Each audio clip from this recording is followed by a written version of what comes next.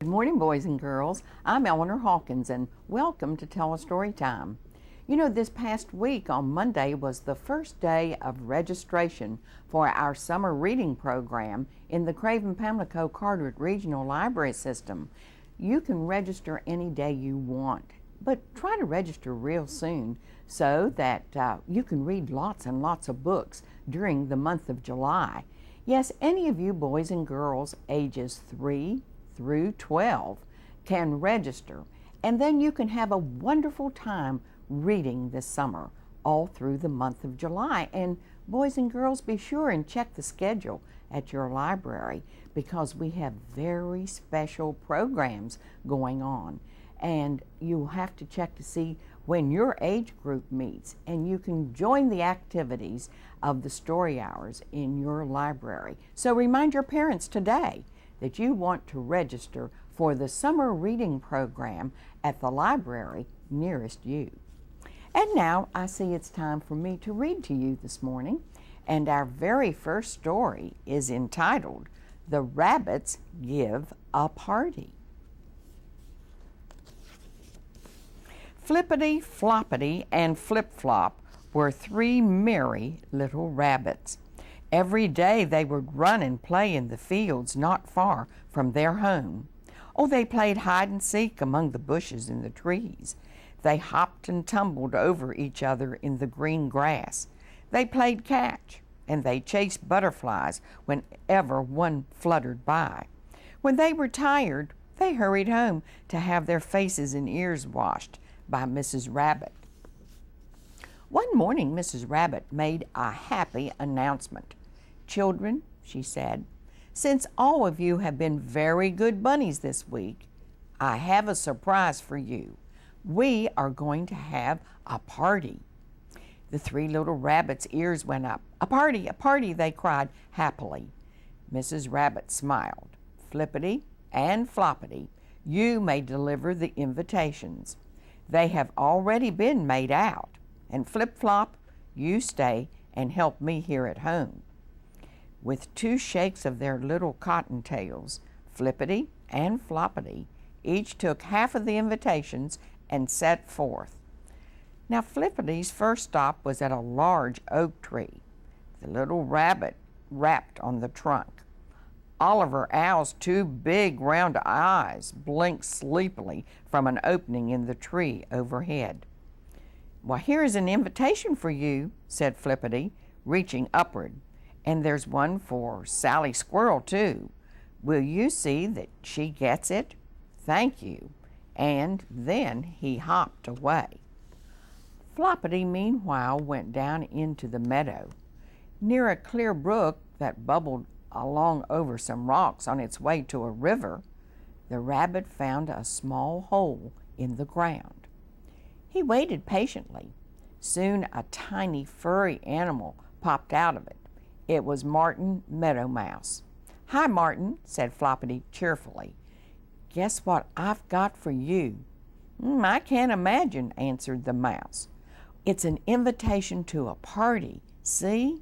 And Floppity waved the paper excitedly in front of the mouse's whiskers. "Oh, how nice," said Martin. "I'll certainly try to be there."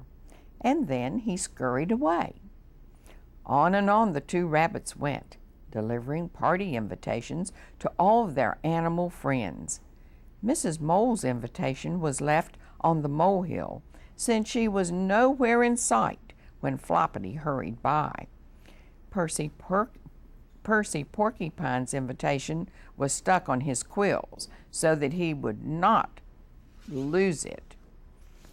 The last invitation of all was given to Phoebe Fawn, though she really should have been one of the very first to get one. Phoebe, a beautiful deer with light brown coat and dark brown eyes, was looked upon by the animals of the field and forest as their princess. Now, with their errand finished, Flippity and Floppity scampered across the fields back to their home. Now, at last the day of the party arrived. The sun was shining brightly. Oh, it was a beautiful spring day. Mrs. Rabbit spread a large white tablecloth on the grass. On it she put nut cakes, cheese tarts, honey, jam, mushroom slices, carrots, and milk. There was something there for every animal invited to the party, and it made one hungry just to look at it. Oliver Owl and Sally Squirrel were the first guests to arrive. Sally carried an umbrella with her because she had heard it might rain, and she did hate to get wet. Oliver wore a green tie with matching sunglasses. His eyes were not used to the bright daylight. Princess Phoebe Fawn walked up with quiet, graceful steps. "It is a great honor to have you here at our party, Your Royal Highness," said Mr. Rabbit, and he bowed low. More and more guests arrived every minute. Mrs. Rabbit greeted Percy Porcupine, who was wearing a handsome green coat. And right behind Percy came Mrs. Mole, wearing a new pink hat. Martin Meadow Mouse was hungry. He could hardly wait to nibble away at the cheese tarts that looked so delicious. At last everyone was there, and the party began. Flippity served some small cakes to Oliver Owl, who was sipping lemonade through a straw. Floppity passed some raspberry jam to Percy Porcupine. It was Percy's favorite dish. And Flip Flop was thoughtful enough to prepare and serve a special salad of clover to Princess Phoebe Fawn. Suddenly, a loud screeching noise was heard. It was Martin Magpie scolding the animals, and especially the rabbits, because she had not been invited to the party. "Shh," said Oliver Owl, ruffling his feathers. "Shh," said all of the rabbits. "Please be quiet." But it was too late. The loud cries of Martha Magpie had brought an unwelcome visitor to the party. "It's Wally the Wild Pig," exclaimed Flip Flop. Wally had no manners at all. He merely grunted very loudly. Mrs. Rabbit was very worried. "Oh, I'm afraid that Wild Pig will break all of my good dishes," she groaned. And she was right. Wally trampled here and there and made sure that he put a foot in every dish.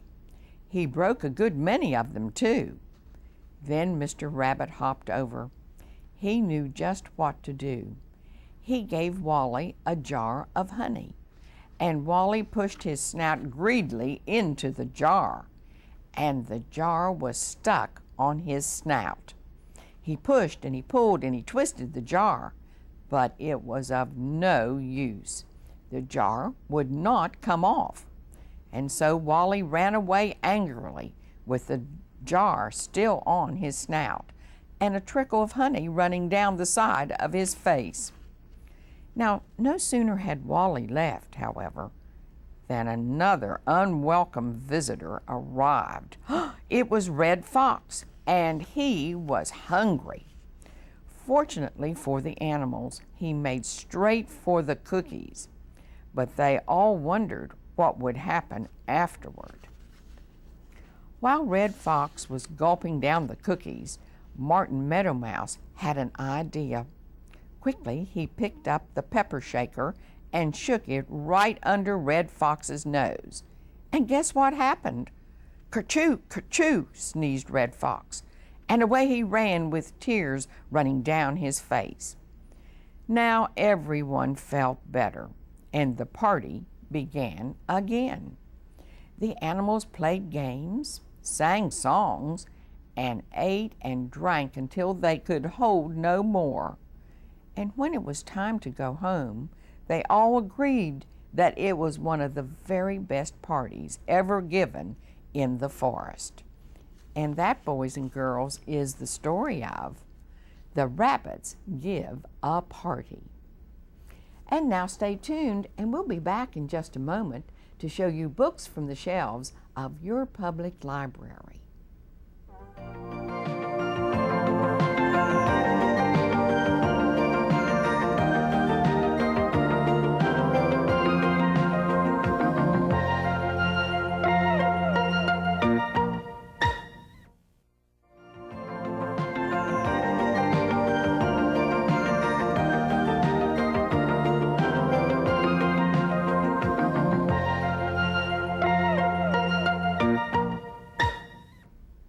Boys and girls, you know, next Wednesday is a very special holiday for all of us. Yes, it's the 4th of July. And today I've brought you books all about this wonderful holiday. And the very first one I want to show you is entitled Fireworks, Picnics, and Flags, the story of the 4th of July symbols. And inside you can see there is a family going on a picnic, having a picnic down by the water. All the way through we have all the symbols and why they are celebrated on this very special day, the 4th of July. Fireworks, picnics, and flags. See, the fireworks were on the jacket of that book. And then here we have a little orange book that has been used for many, many years, and I have a place marked where it says Independence Day, the 4th of July, the greatest American holiday. What else could it be but Independence Day, or as we more often speak of it, the 4th of July? For this day is the birthday of our nation, the United States of America. And that day, July the 4th, 1776, was the day that the American colonists adopted the Declaration of Independence. Yes, that is why we celebrate this great holiday. Our next book is entitled A True Book, the Declaration of Independence. And inside it tells us all about the history and why we have the Declaration of Independence. And here are some of the men who signed the Declaration of Independence. Here is their picture. Yes, this is the book, a new true book, the Declaration of Independence. The next book I brought along was the book entitled I Am an American. And inside, on the very first pages, is the very good poem entitled I Am an American. And it starts out, I am an American. If you ask me what that means, I'll answer. I love my country and my God. I love my parents and they love me.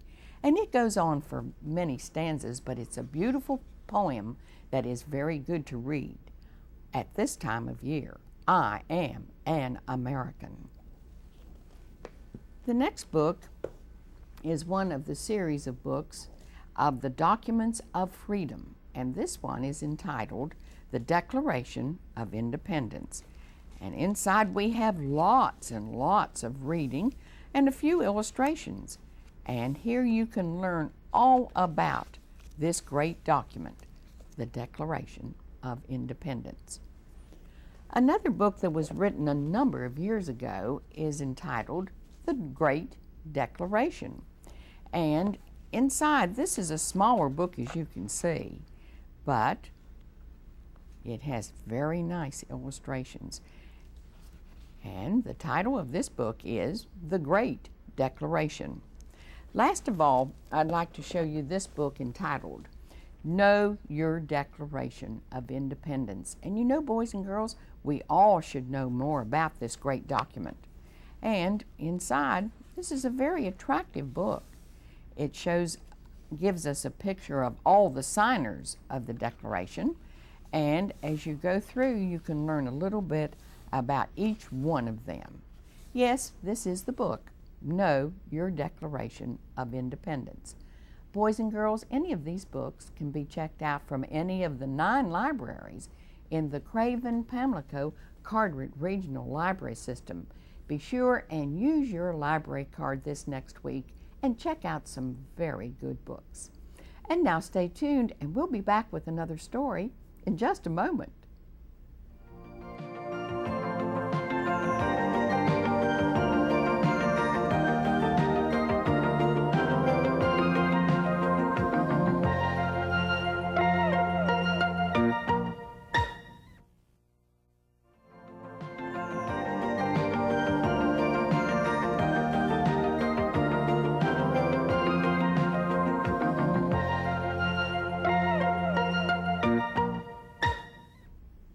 Now, boys and girls, get comfortable and ready to listen to the story of Mr. Wishing Went Fishing. Mr. Wishing was a funny little man who lived in a house by the sea. Now, it was a tiny house with one room. Mr. Wishing swept and dusted it every day. And after he made the bed and washed the dishes, Mr. Wishing would look at it proudly. "It's the most ship-shaped room a funny little man ever had," said Mr. Wishing to himself. Now, one day someone gave Mr. Wishing's house a present, a beautiful blue check tablecloth for his table. Thought Mr. Wishing, I must get a nice glass bowl to put on the tablecloth in the center of the table. Now, the very next day, he hurried to the 5 and 10 cent store and brought back a big glass bowl. "Now, this is just the thing," said Mr. Wishing to himself. But when he put it on the blue checked tablecloth on the table, it did look empty. "I know," cried Mr. Wishing. "I'll catch a fish to live in my big glass bowl on the beautiful blue check cloth on my table." He snatched up his fishing pole and his net and hurried out to catch a fish. Now, the first fish he caught was too big for the bowl, so Mr. Wishing put it back in the sea. The second fish was so tiny that he got lost in the big glass bowl. Mr. Wishing had to hurry him right back into the water with his fish mother. Now, the third fish was just the right size. Mr. Wishing chose him for his pet and named him Skipper. Now, Skipper was a very happy fish. He liked Mr. Wishing, and he liked the ship-shaped little room. Best of all, he liked the big glass bowl he lived in. But a day came when Mr. Wishing noticed that Skipper looked a little sad. He didn't eat all the crumbs from Mr. Wishing's breakfast cornbread, and he didn't swim around the bowl doing flip-flops as he usually did to make Mr. Wishing laugh. "Poor Skipper," said Mr. Wishing. "He's lonesome living all by himself in his big glass bowl. I must see what I can do for him." And out he ran with his fishing pole and net. Pretty soon there was a nice starfish in his net. Mr. Wishing put the starfish in the bowl with Skipper. Oh dear, Skipper didn't like the starfish at all. He swam around and splashed the water with his tail until Mr. Wishing was all wet. Take it away," Skipper cried. "It's all pointy and stickery, and I don't like starfish at all." Of course, Mr. Wishing took the starfish out of the bowl right away and put it back into the sea. But Skipper was still lonesome, so Mr. Wishing had to go fishing again, and this time he caught a crab. "Maybe Skipper will like this crab," said Mr. Wishing, and he put the crab into Skipper's big glass bowl. Skipper didn't like the crab either. He swam around and around and beat the water so hard with his tail that even the blue check tablecloth got splashed. Take him away, cried Skipper. "I don't like crabs. He's fussy and grouchy, and he snaps at me. Take him away, take him away." Poor Mr. Wishing had to take the crab right back to the sea, where he swam far, far away without looking back even once. Now Skipper was just as lonesome as he had ever been, and he stayed in the bottom of his bowl moping. There just must be some fish Skipper would like to play with and have for his friend, thought Mr. Wishing. So he took his pole and net out fishing once more. Now this time Mr. Wishing couldn't seem to catch a thing. Oh, it grew late and the waves got higher and higher. Oh dear, cried Mr. Wishing. I do wish something would come along. And just then, swoosh, a big wave lifted Mr. Wishing's boat up, and over it went, spilling Mr. Wishing right out into the water. First he went way down and the water tumbled him this way and that. Then with a big splash, the waves tossed him up on the shore. Oh dear, said Mr. Wishing. What an embarrassing thing to happen to a seafaring man like me. I must hurry home and get dry. Mr. Wishing was just starting to dry his face when he felt something hard in his right shoe. It was a beautiful little seashell.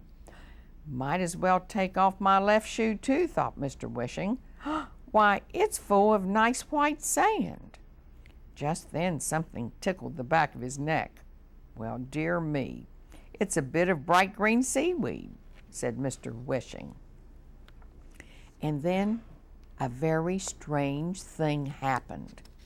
Mr. Wishing's cap jumped right off his head, all by itself, and started to flop across the floor. Oh, my stars, cried poor Mr. Wishing. Cap, come back here. Here, Cap, here, Cap. He ran after his cap and picked it up. And what do you suppose? There was a fish in it. Mr. Wishing put the fish into the bowl with Skipper. He poured into the bowl the clean white sand, and he put the beautiful shell on top of the sand. And then he planted the bright green seaweed. Skipper was happy again.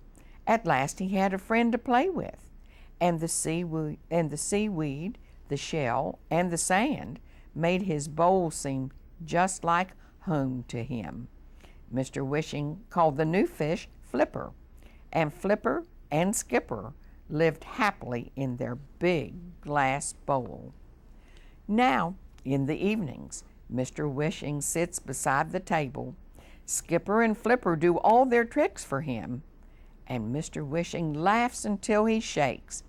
Oh, I'm a lucky, lucky man, says Mr. Wishing, to have two pets like Skipper and Flipper, and my ship-shape little room. And that, boys and girls, is the story of Mr. Wishing Went Fishing. And now stay tuned, and we'll be back in just a moment with another story just for you.